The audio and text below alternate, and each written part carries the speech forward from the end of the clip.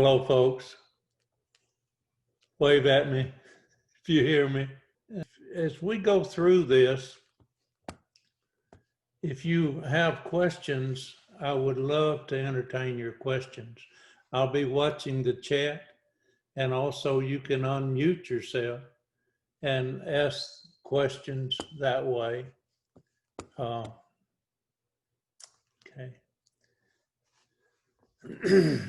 I'm going to start with a presentation that I made most recently to the senior Oak Ridge High School seniors. And I want to go through that presentation, and then we will stop there and have some conversation and see what direction we'd like to go from there. Okay? Of the Oak Ridge history, even more stories from the Secret City. Give me a high sign or a comment. Thank you. I appreciate that. So this is what I want to present to you today. And then we'll have stop and talk about what to do next. But let's go through this one now. Very briefly, just a little bit about me. Born in Middle Tennessee, married Fanny, Vietnam veteran. Actually, I've been in Oak Ridge 50 years. 2 days ago, day before yesterday, the 14th, we moved to Oak Ridge. Retired from Y12, historian of the city of Oak Ridge, commissioner on East Tennessee Historical Commission, elder at Highland View, and chaplain of the police department. And again, I want to plug this book, The Girls of Atomic City.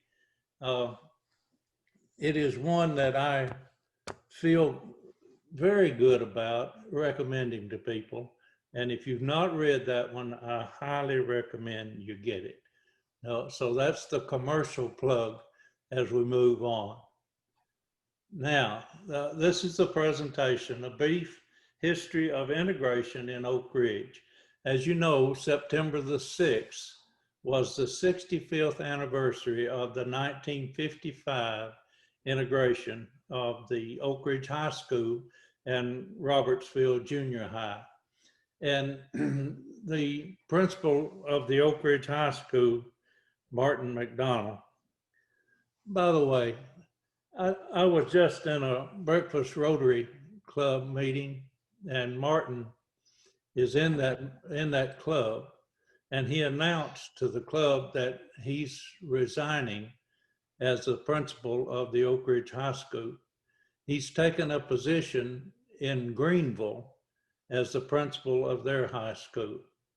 That's all I know. I know we're losing a mighty fine principal, in my opinion. And that's all I know about it, is what I heard this morning in the Rotary meeting. So just to make you aware of that little bit of information that I have on Martin McDonald. But he asked me to present this to the seniors on the Friday morning of September the 4th. And we presented it to the seniors. He Zoomed it to the rest of the students, and it's available on YouTube.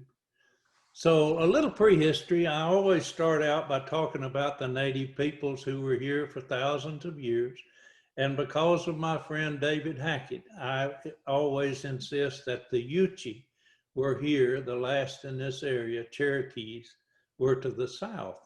And I do that because he's descended from Yuchi, and it's very personal to him to get that information out, and I try to help. Of course, the valleys and ridges provided shelter and good hunting. Streams provided the water. The white settlers began to arrive in the late 1700s, and they did treaty with the Cherokee for the land. Now, interestingly enough, the Cherokee didn't think anyone could own land, but they they did treaty with the white settlers and to get what they could out of it, and gave away even the Yuchi land. So the first settlers claimed large parcels of the creek and the river bottom lands. In 1800s and up to the Civil War period, there were large plantations in this area using slave labor. The African burial ground near East Tennessee Technology Park is evidence of this era. There's also a small cemetery near the Gallagher family cemetery where the house slaves were buried. That African burial ground, there's only one marker there. It's a large one that was put up just a few years ago. But there are thought to be well over 100 graves in that cemetery. Maybe one of the largest such cemeteries that we're aware of. Now, by 1942, there were 1,000 farms located in this area and 3,000 people living in the communities. It was fairly well isolated, self-supporting, only a few general merchandise stores. There were several of those small communities: Robertsville, Wheat, New Bethel, New Hope, Scarborough. Elsa was not a community name, but merely a railroad siding constructed when the railroad tunnel was being built beneath the Black Oak Ridge. And I told this to the seniors at the time. This is a good thing to look for if you do hiking in Oak Ridge. There are 85 miles of greenway trails and over 100, some say 120, but well over 100 trails, including some wooded areas and trails that are extensions to the greenways or are independent of them. One area, the Hall Ridge area, there's a large silo out there that I've encouraged people to look for. It's amazing. You can walk really close to it and not see it, but it was one of the large beef cattle producing areas for the Manhattan Project. And that silo is still standing there today. But anyway, that's a little aside about one thing to look for. If you just go to Elsa Gate and follow the railroad track, you'll get to that tunnel before too long. There was one small community of African Americans located near where Cedar Hill Park is located today. Woods Chapel was the name of the church there, and not many people are aware of this little section of our community. That's what Woods Chapel looked like. That's one view of it, and that's a side view of the building. Of course, the building's gone now. All that's left is one tombstone, tombstone for Elijah Woods. He was a Civil War veteran, a Union-colored heavy artillery is where he was in the Civil War. His tombstone is the lone one in Woods Chapel Cemetery, which is actually located at the intersection of Michigan Avenue and Outer Drive. There are thought to be, those fieldstones are gone now. There are 20 graves that possibly were there, and now it's just a yarded area or a grassy area with the one tombstone. Notice on the tombstone, and it's hard for you to read, but it says CO.K.USCHA, which stands for Company K, United States Colored Heavy Artillery.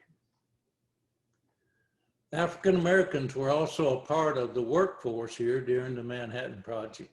They were not treated the same as white people. They were not allowed to bring their children, and husbands and wife could not live together. They put them in hutments, little 16 by 16 foot plywood structures with wooden flaps for windows. Interestingly enough, the K-25 History Center has a hutment replica that is a part of that museum, and they've done a really good job putting that together. And you can see that it had a stove in the center and a bed on each of the four walls. And that was essentially all of the furnishings that we had in there. By the way, Manhattan Project National Historical Park, located up at the Children's Museum, has a flat top house that used to be at the American Museum of Science and Energy. It's been moved up there. And we're going to build a replica of a hutment and put it up there beside that flat top. We've got in contact with the person that designed this replica, and we're going to work with him to get the construction of a hutment to set up there beside that flat top.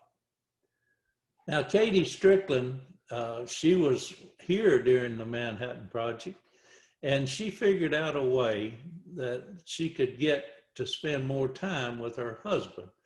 As I mentioned, they were separated, the men and the women. They put the women inside a fenced area and actually had guards on it. And so what she did is she asked one of the workers to bring her a flat piece of metal out of that construction site. And said she's gonna make her a biscuit pan. And that's what she did. She took that metal, bent the edges up, and made her a biscuit pan. Now she would take that biscuit pan and put it up against that stove in the middle of her hutment and make her biscuits. Then she would take those biscuits and give them to the guards so that the guard would let her husband stay longer with her. So we have that, Katie's gone now, but we have that biscuit pan. She donated that, her family did, to the Manhattan Project National Historical Park. So we have that as an artifact. I want to tell you another story about an African-American. Ernest Wilkins entered the University of Chicago at age 13, the youngest student ever admitted there. He was working in Chicago, and they were thinking about bringing him to Oak Ridge, but they didn't do that. In fact, they wrote a letter indicating that it would be better to keep him in Chicago. Edward Teller actually made the decision to not send him to Oak Ridge, but to keep him in Chicago.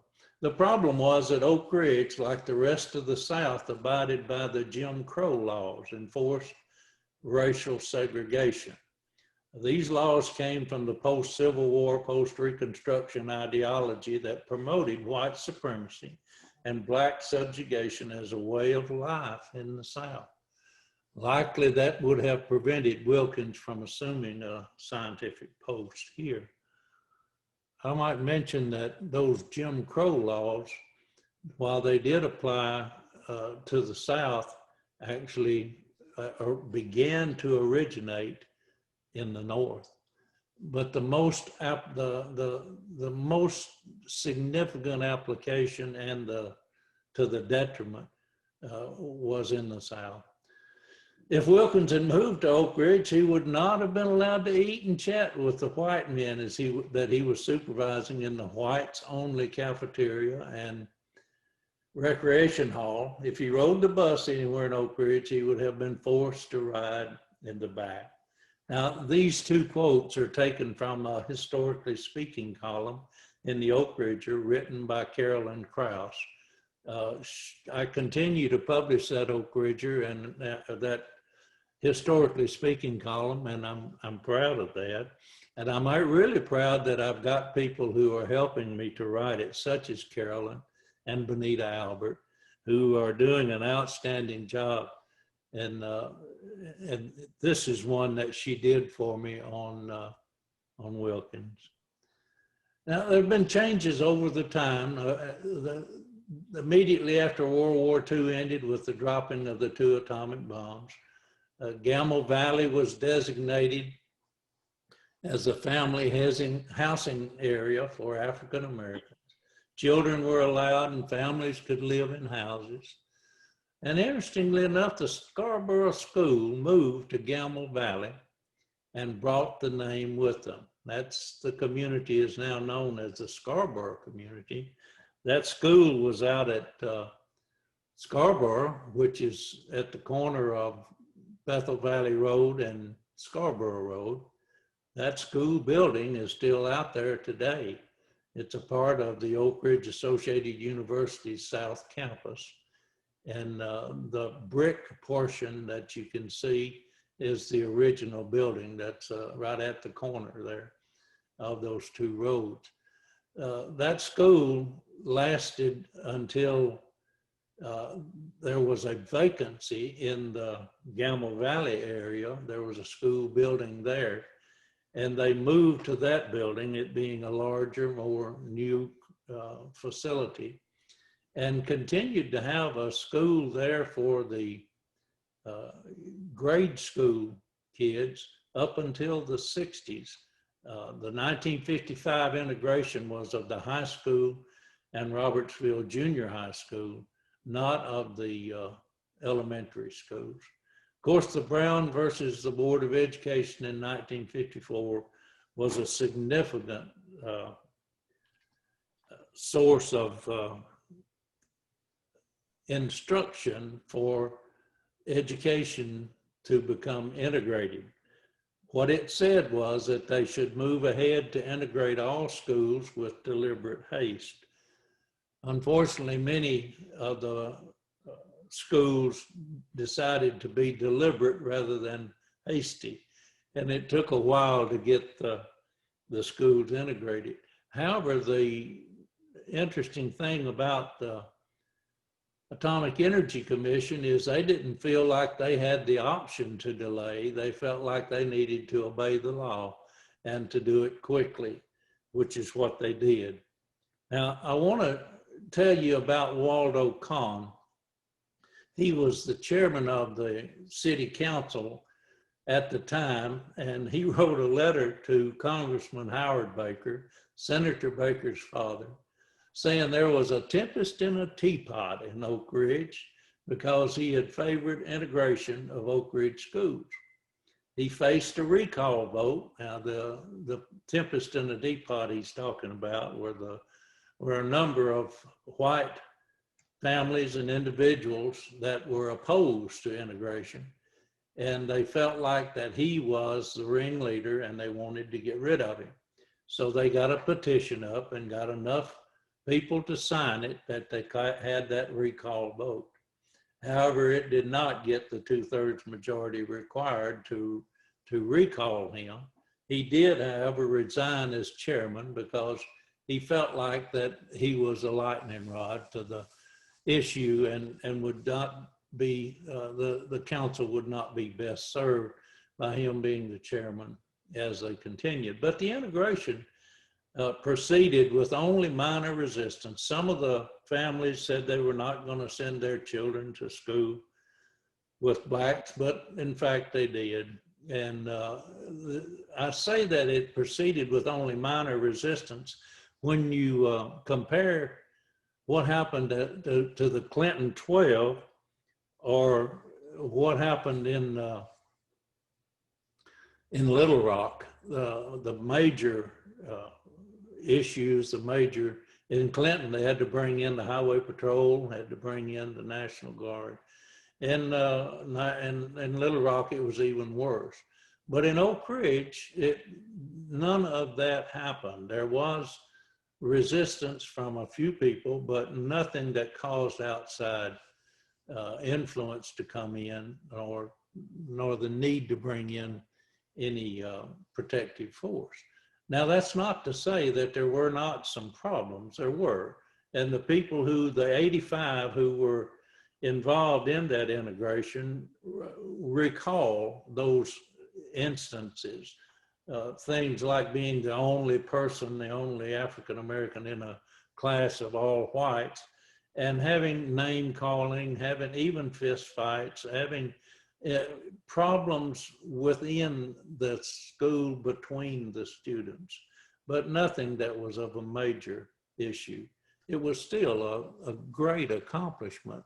The people who experienced it personally know those details, but few talk about them. They see the accomplishment as what it is, quite important.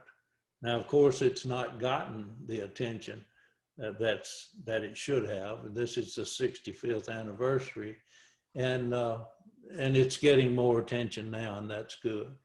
I'm going to end with another story. This one comes from the Reverend James Spicer, and it's an unpublished account of what he called an Oak Ridge story.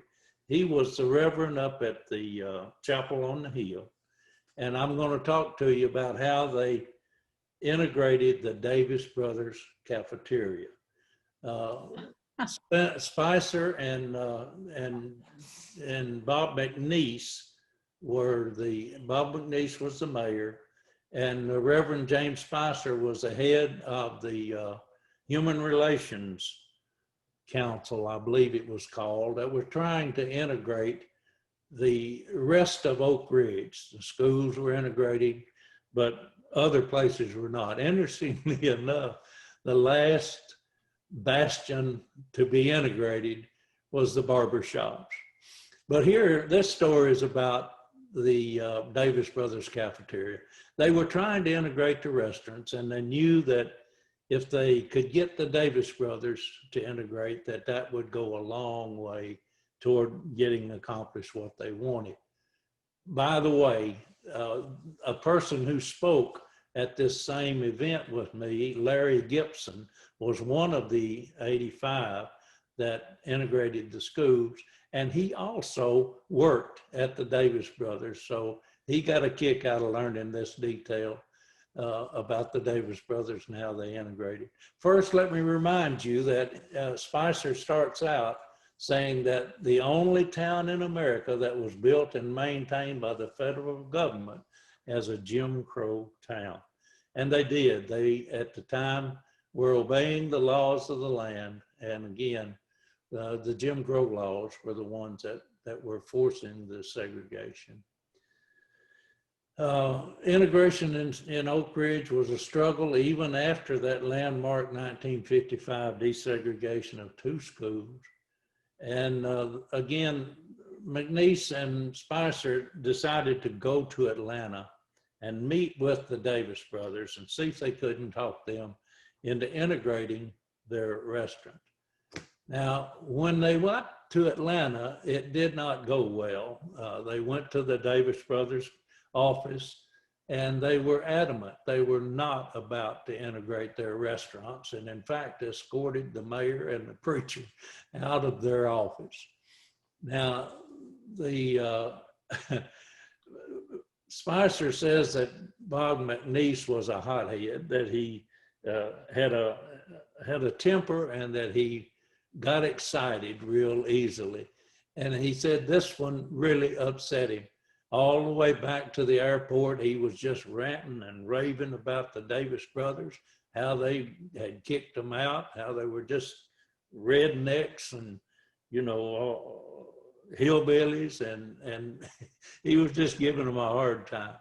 Well, even when they got on the airplane, McNeese took one window seat. This was, I think, a DC-3, and he took one window seat, and across the aisle, that had been just 4 seats from one another, the preacher took the other window seat.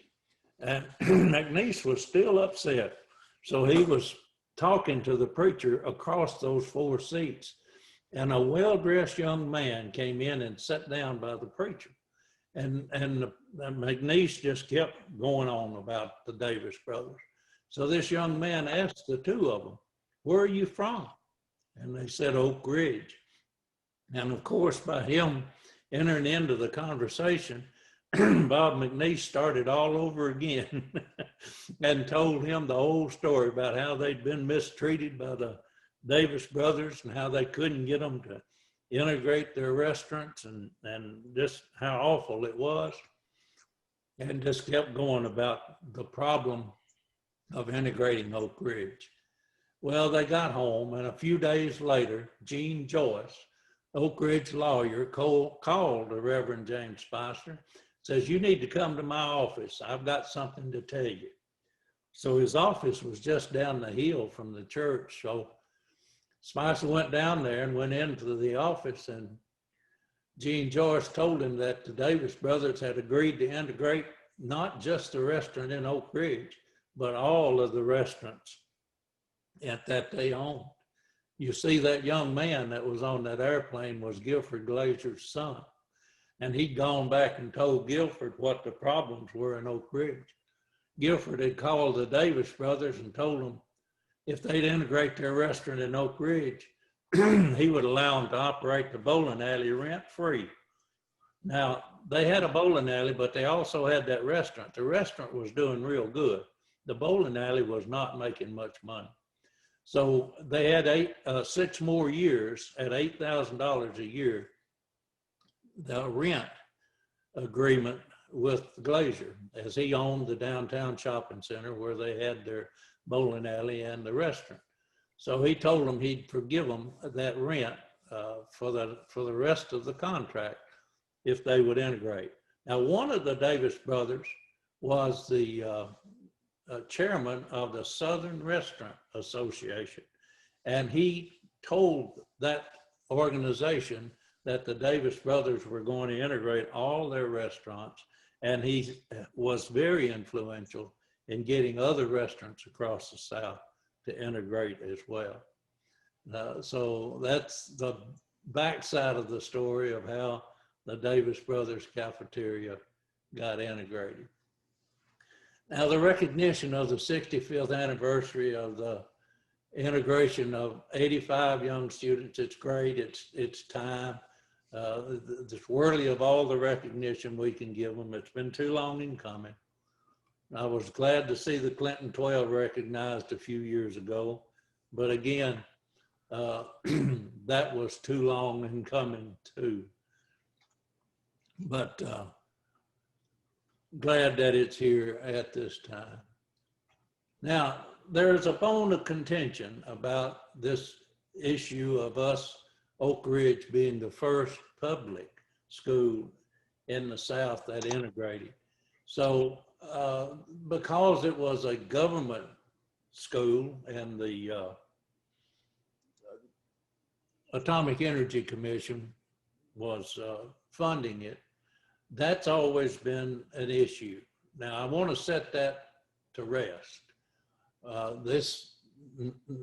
The link that I've shown you here takes you to the National Center for Educational Statistics. And in 1997, this section of it said that public schools depend primarily on local, state, and federal government funds, while private schools are go on, so on and so forth. This is the thing that we can hang our hat on. A public school that is federally funded, at that time was funded by the Atomic Energy Commission, is appropriately designated as a public school. So there need not be any hesitation about claiming Oak Ridge was the first public school in the South to be integrated. So that's the end of that presentation. If I could get this thing to go right here, I would stop the share. Now, let me get over here and see what you've got. Who was Guilford Glazer? I hope I answered that question. He owned a downtown shopping center, for many years, and lived in California, I think, for the most part. But the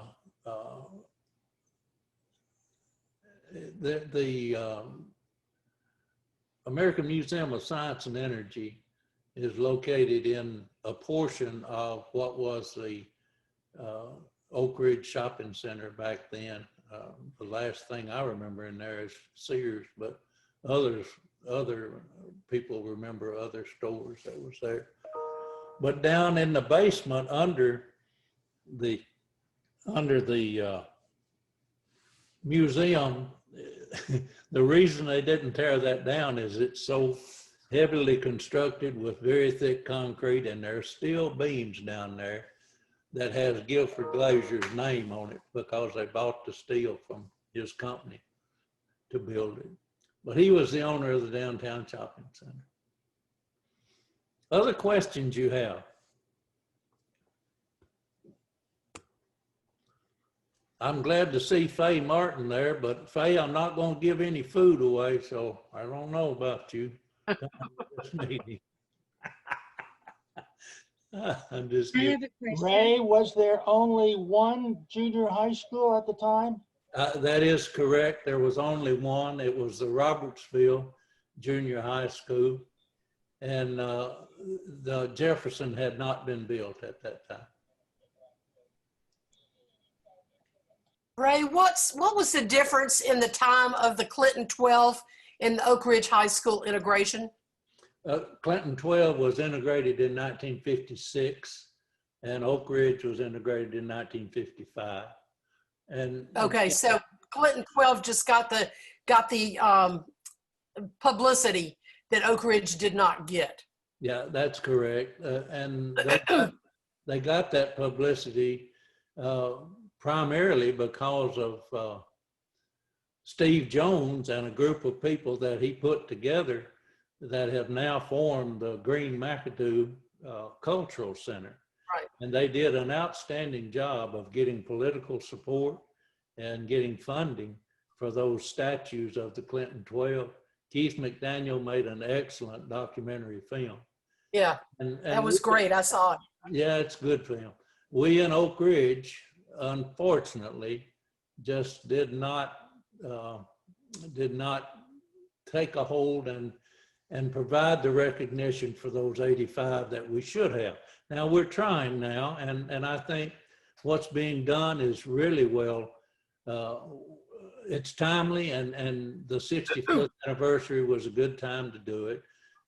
Rose Weaver is one of the leaders, and John Spratlin and Martin McBride, of course, the three of them have led this committee that have written letters, worked hard to bring attention to the 65th anniversary.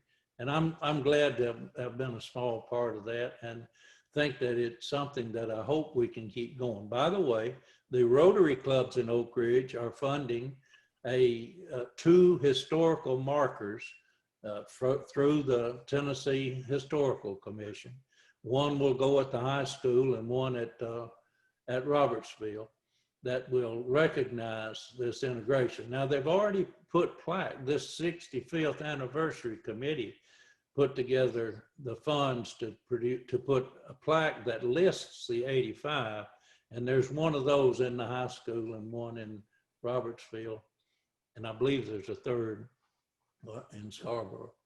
And also the Scarborough Community Organization has indicated that they would like to get a historical marker through the Tennessee Historical Commission for the Scarborough School site. It's just an open field now. The building is gone, but they would like to have a historical marker for that. And I applaud that. I think that that's really good.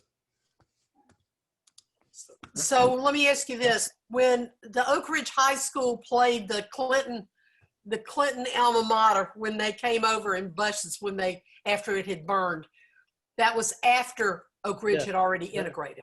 That's correct. That was in 1958. Okay. Yeah, and that again, that integration in Clinton was not without significant resistance. Right. And although it was an outside agitators, two of them that came in that caused most of the problems, there was still local resentment. And as you can see, up until 2 years later, when an individual bombed the school, and that individual never was prosecuted. I think he's dead. Gee, how unusual. Yeah, I agree. Well, that's good, because I had a missing link there. I really thought the Clinton was before Oak Ridge. So thank you very much for that. It was 1956.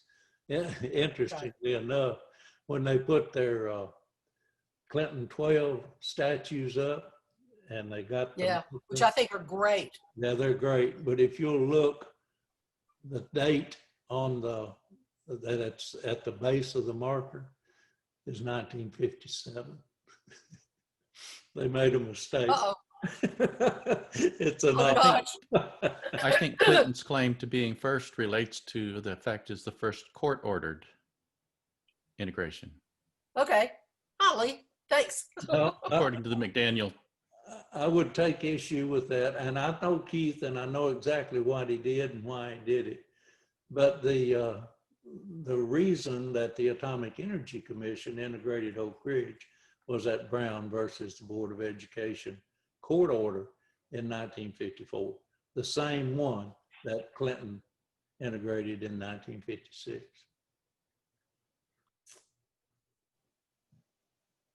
Other questions?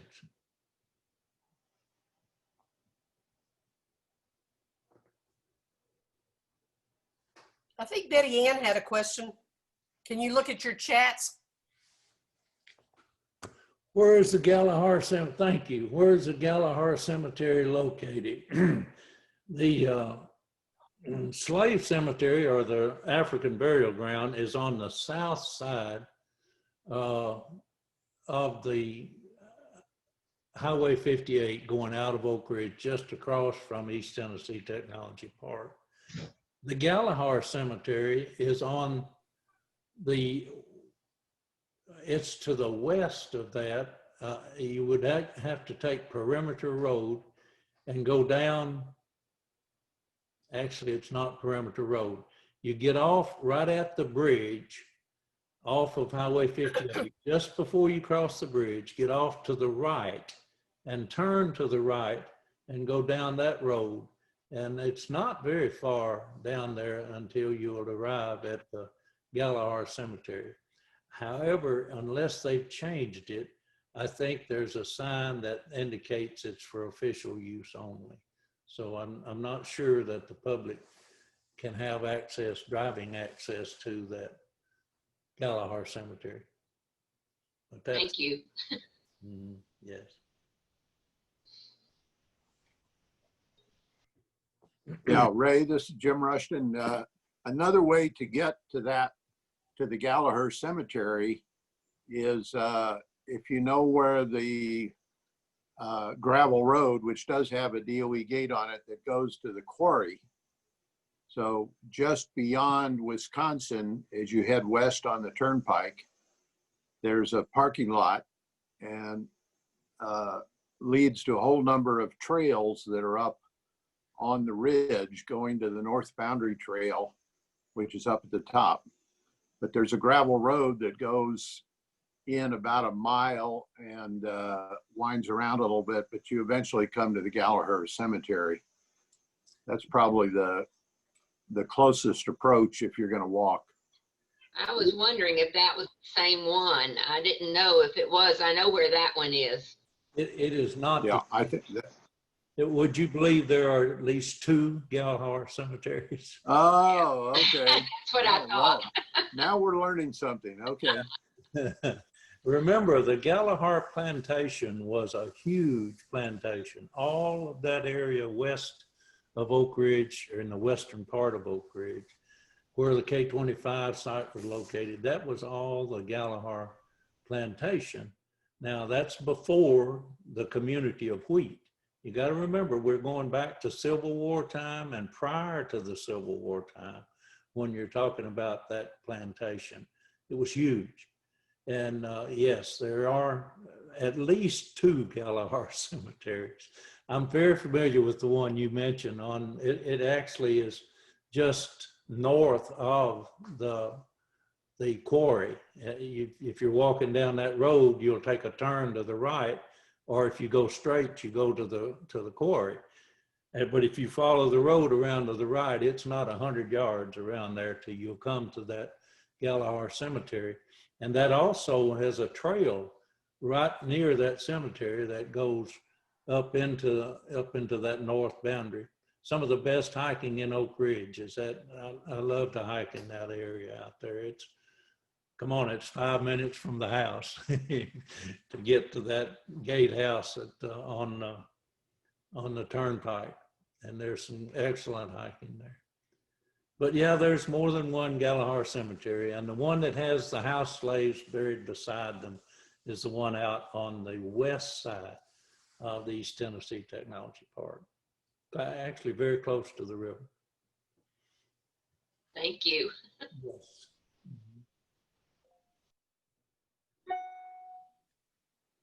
Other questions?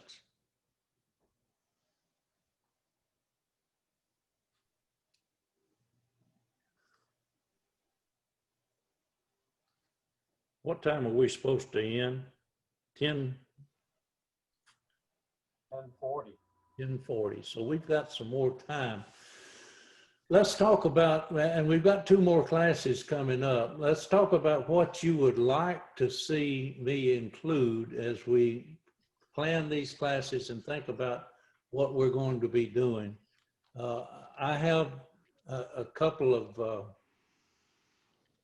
videos that I want to show you at some point. I want to talk about Leanne Russell and let you watch a couple of videos of her. And then I would like to take you on some virtual tours of building 9731 and Beta 3, 9204-3.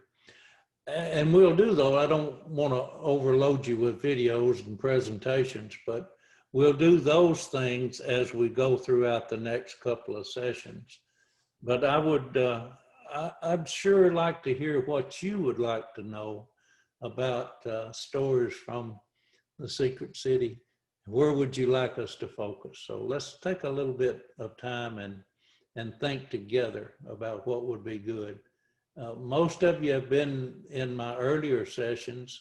You know that I have stories that I've told before that we could rehash, but I'd only want to do that if someone indicated enough interest to ask for them. I don't want to bore you with the same stories over and over.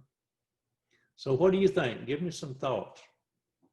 Ray, I'd like to see you talk about, based on the history that you know of Oak Ridge, what do you project as the future of Oak Ridge and the major areas that we ought to be focused on to get a really positive future?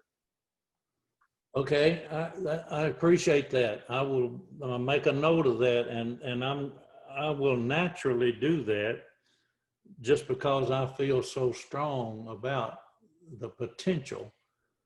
But there's some very specific things that need to be considered as we look at the future. So let me make note of that. Is there another suggestion? Well, I would like a little more information about how the various neighborhoods were developed.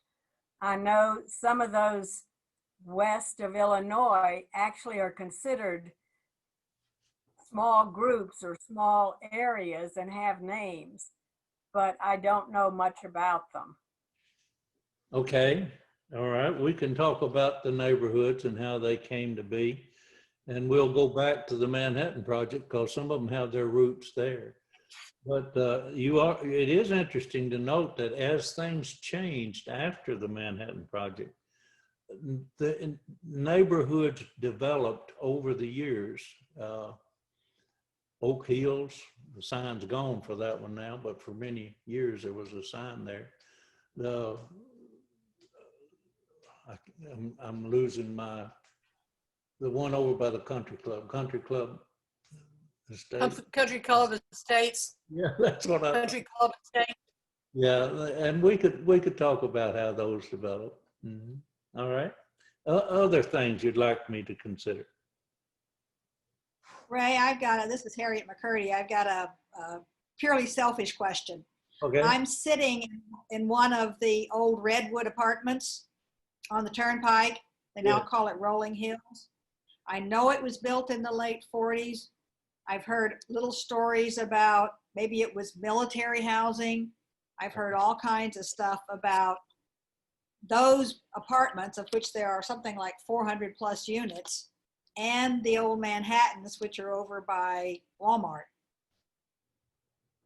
Apparently built by the same people, were historically fallout shelters in the basement. just wondered if there's any information. I've tried to look at the people who built it and they don't have anything I can access. Okay. I'll have to do a little research on that. I know the apartment you're Send talking you on a wild goose chase. no. That's fine. I love them. And I'll see what I can turn up. But I do know those two apartment complexes, and I know the things that you mentioned, and that's about the extent of what I know about them. So we'll see what we can turn up on that. Okay? Now, there is a government report that was done, which I did access, but it seems at least partially inaccurate because it says these redwoods, which sit on the turnpike, are built on a concrete slab. Well, they may be built on a concrete slab, but there's a full basement underneath. And to me, a slab house was sitting on the ground. So I'm really confused. I hear you. I understand. And that's not unusual to have an official report that has obviously been written by someone sitting at a desk that never went out and looked at the apartment they're writing about. Yeah. Okay. Any other? It might be interesting. It might be interesting following up on Harriet. She's talking about the redwoods that we see that are right on the turnpike. But of course, a lot of the housing is the brick ones that are similar to the Manhattan, but different. And they're, what I knew as the garden apartment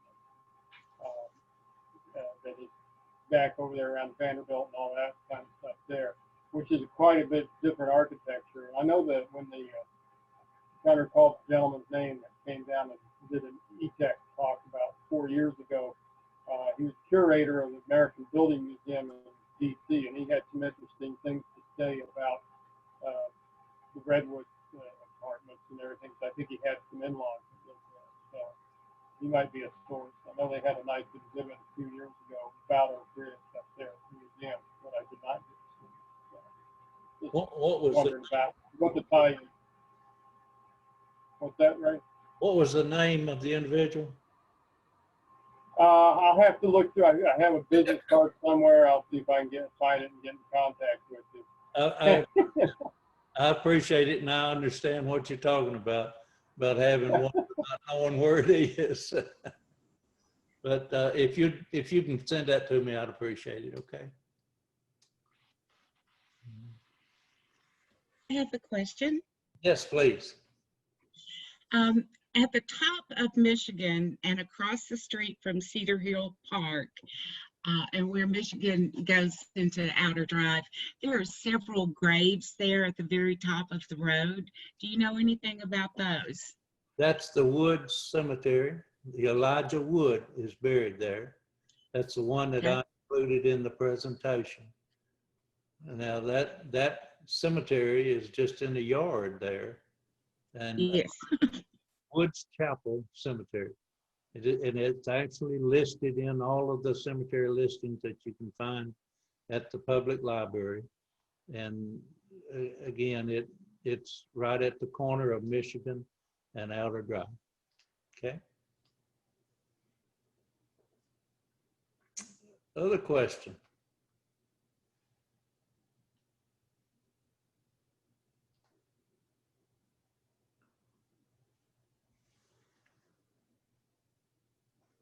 So I'm going to tackle that first one that Ann brought up about future of Oak Ridge. And I'm going to tackle it today, and I will include it in each of the other two sessions that we're going to have as well, because I think it is so important. But, excuse me, I'll get me another fisherman's friend. Have I told you that I use these throat lozenges to keep my throat clear when I'm talking? And I was making a presentation once and my voice began to give me trouble. So I took that throat lozenge, and when I got through, there was a doctor in the audience. He came up to me and he said, "What did you put in your mouth?" And I said, "It was a fisherman's friend." He said, I thought it was a nitroglycerin tablet and you were about to have a heart attack. It's just a throat lozenge. Now let's talk about the future just a little bit. One of the, and I'll talk about heritage tourism and the future. One of the things that is, that has happened most recently that I think is important for heritage tourism has to do with the K-25 History Center. Let me share my screen again.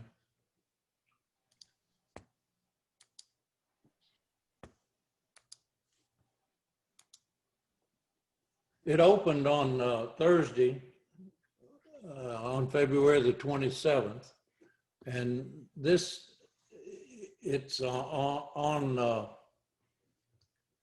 I forget the number, in Richmond Street. Screen.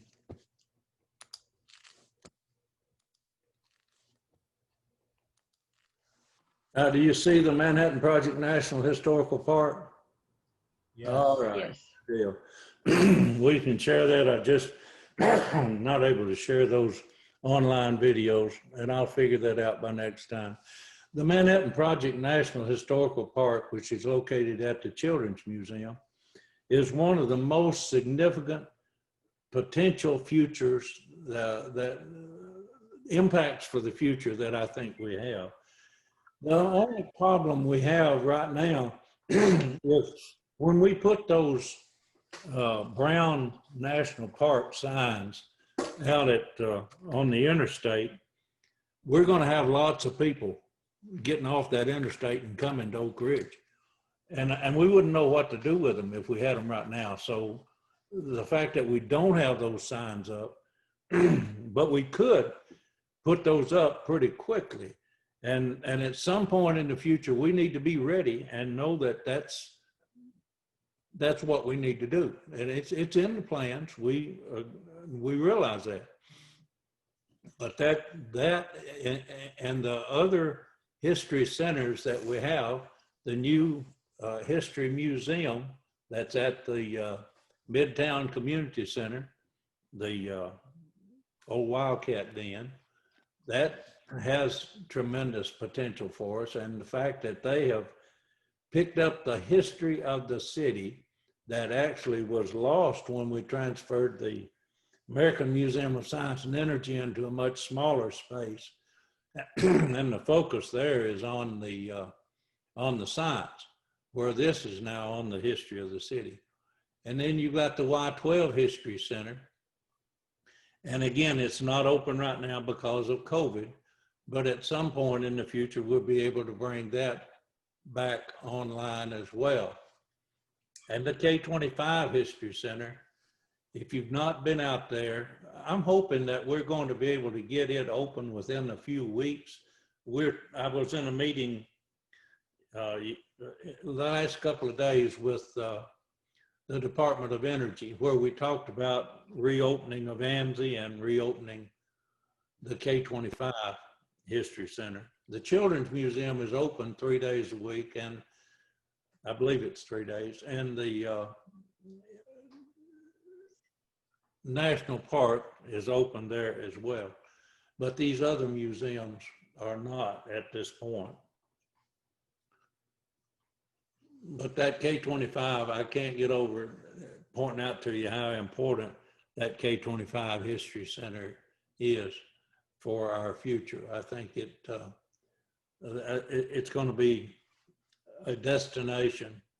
Now, there's another part that's going to happen going to be started within the not too distant future, is they're going to be building they're calling it an equipment building, but it's going to be more than that.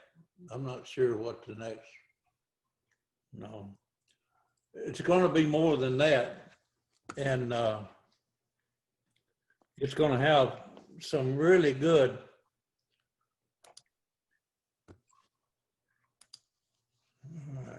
Get up here and try stop share. Okay. It's going to have some exhibits inside that will show you replicas of the equipment and will give you some interaction experience about the gaseous diffusion process that was not, we were not able to put in the History Center because of a limitation on space. But the next building that's to be built out in, it'll be built toward the U of the old building, will have a lot more interaction, a lot of visuals, and I think you'll really like it. It's probably a year to 2 years away, but they're almost ready to begin construction on it. So those are the things that, as I look to the immediate future, the things that I think we need to be realizing, focusing on, and taking advantage of. Katie Watt with Explore Oak Ridge is working on a promotional approach for all of the museums and all of the tourism draws in the city of Oak Ridge. So that's the area that I think we need to pay attention to for heritage tourism. Now, of course, thinking longer term, you've got the airport that's going out at the East Tennessee Technology Park. Looks like we're going to have a motor racetrack out at Horizon Center. Those two things will also bring attention to the West End.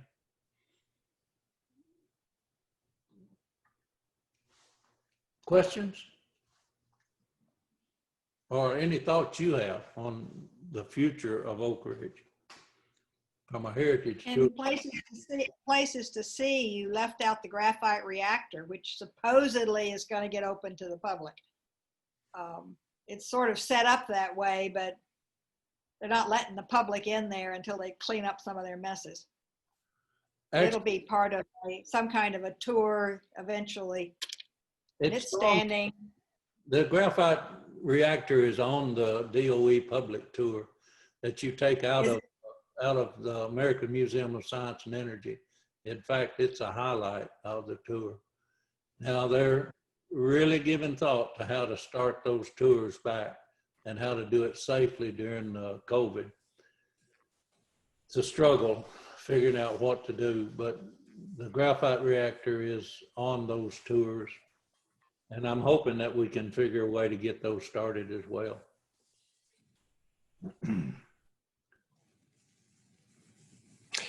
One issue that I would like to see addressed, I think it's great that the flat top, a version of the flat top and a version of the Hutman are going to be at the National Park Service Museum.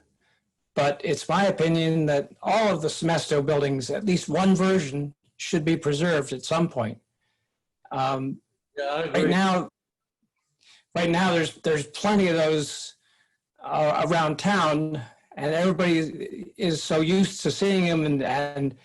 But you know, the virtue of history is keeping these things around for a long time, and every day that goes by, it gets harder to find versions of these of E buildings and C buildings and B buildings and A buildings which haven't been significantly upgraded or changed. And so that to me is something that the Park Service or somebody should be working on getting done. I thank you for that suggestion, and I agree 100%. One of the ways that the Park Service has thought about trying to do that is to identify a series of one of each of those structures throughout the city and working with the owners to arrange to have some signage put up in front of their house and to arrange even for well-planned and organized tours that actually could come and see examples of those homes. Now, what would be ideal would be to have some of them relocated, either at the Children's Museum or maybe down, I used to think in front of what was the old Amity, that vacant lot there, but it's no longer vacant and would not be a good place anymore. There is some land over by the Oak Ridge History Museum, but just a small plot. Again, the replica approach of building those buildings, I'm not sure that that might not be an option. Again, funding. Money is the real issue that keeps us from doing these kinds of things. And the idea of trying to use existing houses and signage is just a way to try to accomplish something, but not nearly the ideal that you suggest, and that is preserving one of each of the kinds of houses that we have. I think that's a very good thing that we would like to accomplish. Does, Money. Ray, Yes. does anyone know if there are any of the old homes that are still in their original, pretty much original condition? I know so many have been renovated and probably not, but I was just curious. Well, I know of a number that I've gone and just said, this one looks original, this one looks original. And as I take people on tours throughout the city, I know how to go to those that have had least changes to them. Now, I don't know about the interior. I'm just looking at the exterior at this point. I don't know that you could find one that had not had a good bit of change to it. Most of them have aluminum siding. Most of them have had modifications over the years. I can find good examples of A, B, C's, and the only flat tops I can find other than the one at the museum all have pitched roofs now. Flat tops leak. Flat roofs leak. So you won't find that. But again, we've got the flat top at the, and oh, by the way, it is a pitched roof on it too. You just don't know it. And it's really slightly pitched. But I don't know of any that I would point to and say, right there is one that's still original. 75 years is a long time to keep one that was built, designed for 5 years. Two historical programs that I would like to hear about. One is the Oak Ridge Isotope Program, and the other one is the Oak Ridge Historical Reactors. There were 13 or 16 of them. It would be very interesting to hear that. Yeah, Murray Rosenthal wrote a book about the 13 reactors. He's the authority on that. We could get him on here. He could tell you anything you wanted to know about those 13 ORNL reactors. He came up with only 13 and there were 16 of them. I don't know about the 16. I don't know about those other 3. I only know what he told me about. Okay, we're... The other 3 were in Whitewell. Okay, I don't argue. So we're at the end of today's session. I appreciate your time. I look forward to next week, and I'll figure out how to make these videos work so that we don't have the struggle that we had this time. All right. Thank you all very much. Appreciate you coming. Thank you, Ray. See you next. That was very good. All right. Thanks. Thank you.